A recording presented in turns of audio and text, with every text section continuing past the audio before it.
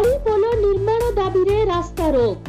जाजपुर जिला धर्मशाला थाना अंतर्गत पाखर छकरे गली पोल निर्माण दाबी रे रास्ता रोक और धारणा दिया जायछि। गतकाली अरुहा पाखर हरिदासपुर तारंजिया थानुआल प्रभृति पंचायतर शताधिक लोक चंडीखोल पारादीप 53 नंबर जातीय राजपथर पाखर छकरे धारणा देवा सहित रास्ता रोक करिसेंती। वर्तमान एही जातीय राजपथ संप्रसारण काम चलिथिबा बेले एठारे गली पोल हेले एसबु पंचायतर लोक माने सुविधारे यातायात करि परिबे।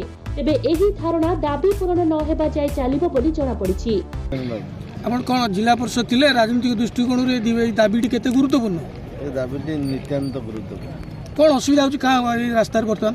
एही रास्ता देई ढेंकानाल कनेक्शन होछि। ए रास्ता आज धर्मशाला जाजपुर किछि पंचायत, ढेंकानाल किछि पंचायत और बरचणा किछि पंचायत ये रास्तार आवश्यकता। यही बाट देकी जाजपुर जिला को जाती लोक, यही बाट देकी धर्मशाला लोक जाती ब्लॉक को, यही बाट देकी ढेंकानाल लोक जाती जाजपुर।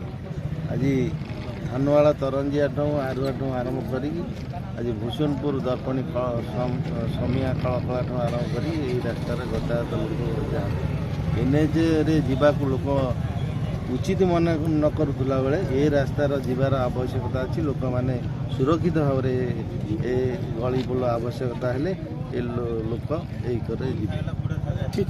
कौन आप ना कहले? नकुलचंद्र नायक पाखर ग्राम पंचायत वरिष्ठ नगर। आमे चाहूँ एटी गोटे गली पोल दरकार। आमे चाहूँ सरकार को जे एटी गोटे फ्लाईओवर ब्रिज हो। एठी जो गाँटा डिवाइड हो जाइए एठू समस्त चाषबास जमी एपटे रहा, एपटे देखु रेलवे लाइन रहा, एपटे एक्सप्रेस रहा, एपटे आमर बिलबाड़ी सब रहा। एणु से एपट पिला कुनी कुनी छोट कोमलमती पिला माने अंगनवाड़ी की जापरेनि, स्कूल जापरेनि। एणु चाष जमी चाष हल हड़ा जापरनि, लंगल जापरनि। एणु आमे आ कोन 5-7 किलोमीटर बुलिक जीवु। एणु आमे चाहूँ लोकाभिमुखी सरकार लोकंकर दाबी एटा नाज्य दाबी। एणु आमे चाहूँ गोटे गली पोल एटी करा जाऊ, एटी जनसाधारण जीवा आसवा सुखमय हो पारिबो। कारण गोटे सरकार कहउछन्ती गोटे जीवन होची मो पई मूल्यवान। ना ये आंदोलन एमती लोक देखाणी आज गोटे दिन हबो ना ये धारणा जे पर्यंत सरकार हमको प्रतिश्रुति न दैछन्ती से पर्यंत ए गणधारणा चली। जाजपुर दीपक कुमार मल्लिक रिपोर्ट संभव टीवी ओडिया।